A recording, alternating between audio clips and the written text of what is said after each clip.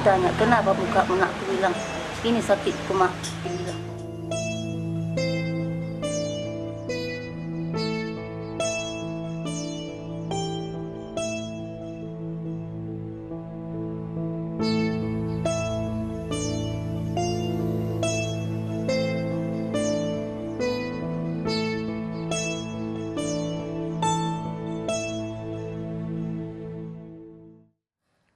Dan pemirsa, kembali di Prime Show with Ira Kusno.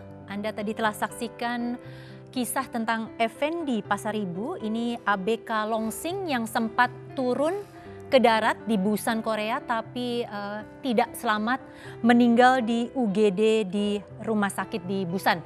Dan saat ini saya telah terhubung dengan orang tua Effendi, yaitu Hasurungan Pasaribu. Selamat malam Pak Pasaribu dan Ibu. Iya, selamat malam Bu. Iya. Pertama-tama ini duka cita untuk meninggalnya Effendi untuk Bapak dan Ibu ya. Iya Bu, Ya. Bu. Ini pada saat Effendi meninggal, yang memberitahu keluarga Bapak pertama itu siapa Pak? Waktu anak kami meninggal, yang pertama sekali memberitahu itu ada orang tua yang membawa pendidikan ke perusahaan itu. Disitulah kami tahu informasinya. Ya. Jadi Bapak waktu itu dikabarkan bahwa memang Effendi sudah meninggal. Iya Bu. Ya.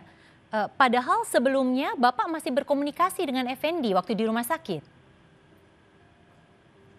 Kalau di rumah sakit, Effendi-nya belum informasi. Oke. Tapi setelah orang itu mendarat, orang itu, si Effendi-nya itu kasih informasinya Bu. Oke. Terakhir Bapak komunikasi dengan putra Bapak kapan ya?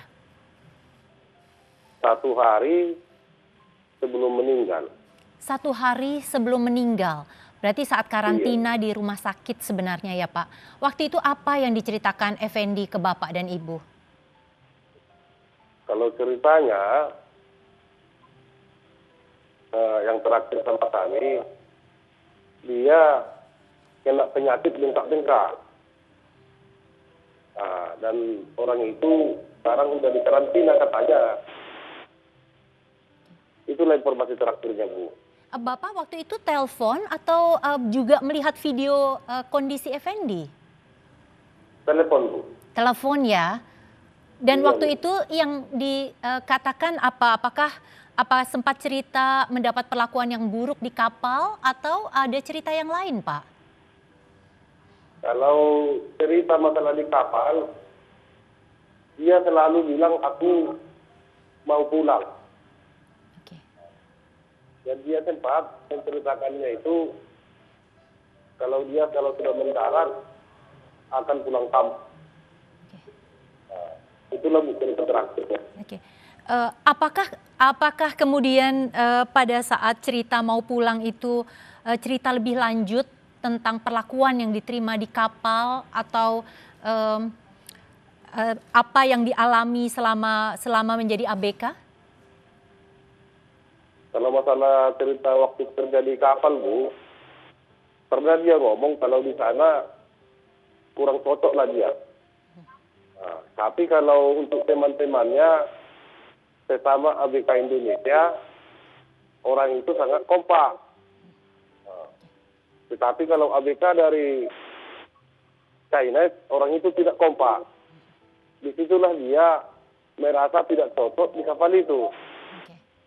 Itulah ceritanya Bu. Pak Pasaribu, ini kan sudah 14 bulan bekerja ya Effendi. Apakah sudah pernah menerima kiriman gaji Effendi? Sudah pernah sampai di Bapak dan Ibu? Kalau masalah gaji yang sudah dikirim Bu, itu sudah 3 kali. Dan totalnya 2 juta, 2 juta, 2 juta. Berarti totalnya Bu 6 juta lah semua. Totalnya 6 juta ya Pak ya, sudah 3 kali. Iya, Bu. Bapak sendiri waktu awal diberitahu Effendi berapa gajinya sebulan? Diinformasikan nggak Pak? Kalau masalah gajinya Bu, tidak pernah dikonfirmasi, Bu. Ya, karena sebenarnya ini kalau kami lihat dari kontraknya, gaji Effendi itu bisa sekitar 300-an Pak, US dollar per bulan, artinya itu 4,5, hampir sekitar 4,5 juta. Tapi ke Bapak ini 3 kali, totalnya baru 6 juta ya Pak, selama 14 hari Effendi itu bekerja sebagai ABK.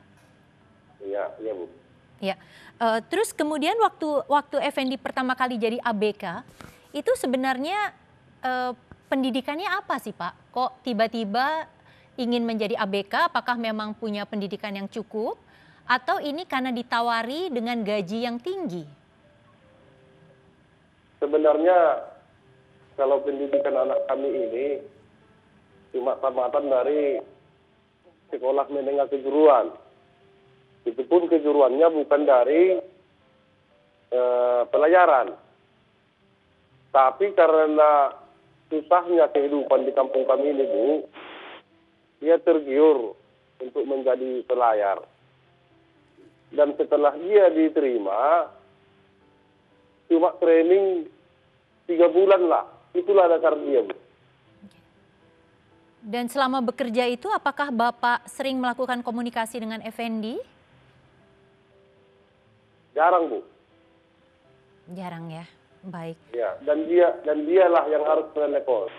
Ya. Bapak dengan situasi seperti saat ini berarti bagaimana Pak? Ini kan masih ada hak-hak yang harus diberikan kepada keluarga. Ini terakhir apa yang dijanjikan kepada pihak Bapak dan Ibu?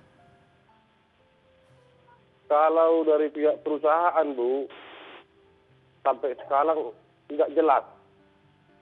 Dan sebuah orang perusahaan, kadang 1 minggu itu nelpon ada 4 orang. Tidak ada yang jelas siapa yang sebenarnya tanggung jawab di dalam perusahaan itu. Dan kami pun diiming-iminginya, Bu, sampai mayatnya nggak usah dikirim. Dan untuk jasa penguburannya biar kami kirimkan. Itulah informasi dari perusahaan, Bu. Ya. Baik, Bapak dan Ibu Pasaribu, sekali lagi duka untuk anak Anda, Effendi, dan semoga ini cepat ada penyelesaian ya Pak, karena banyak sekali ABK lain yang juga mengalami hal yang sama dengan Effendi. Dan sebenarnya saat ini kami sedang mencoba menghubungi Wibowo, yaitu mantan ABK yang pernah juga mengalami perbudakan, bahkan ini ditipu karena kemudian dijual di kapal penyelundup solar. Tapi apakah ini sudah terhubung dengan Wibowo? Ada kendala teknis? Baik, saya coba terhubung kembali ini dengan keluarga Pak Pasaribu. Apakah masih terhubung? Ternyata kelihatannya juga sudah terputus. Baiklah pemirsa, tetaplah bersama Prime Show with Ira Kusno. Kami akan kembali sesaat lagi usai jeda komersial berikut ini. Video yang bakal kita lihat habis ini adalah video kenyataan tentang pelanggaran hak asasi manusia orang-orang Indonesia yang bekerja di, bilangnya apa ini, perkapalan Cina, yang ini loh kapal besar yang pergi nangkap ikan itu ya. Terjadi eksploitasi tenaga kerja. Mereka itu sebenarnya bawa air minum, air mineral, tapi yang minum air mineral itu cuma nelayan Cinanya, sedangkan untuk nelayan orang Indonesianya itu disuruh minum air laut yang difiltrasi. 30 jam berdiri kerja dan diselingi waktu 6 jam alias waktu makan, dan itu yang dihitung sebagai waktu istirahat katanya. Gak masuk akal ya. 5 di antara nelayannya setelah bekerja 13 bulan hanya dibayar 120 US dollar. Berarti 1,7 juta rupiah setelah kerja 13 bulan. Berarti gaji bulanannya itu 100.000.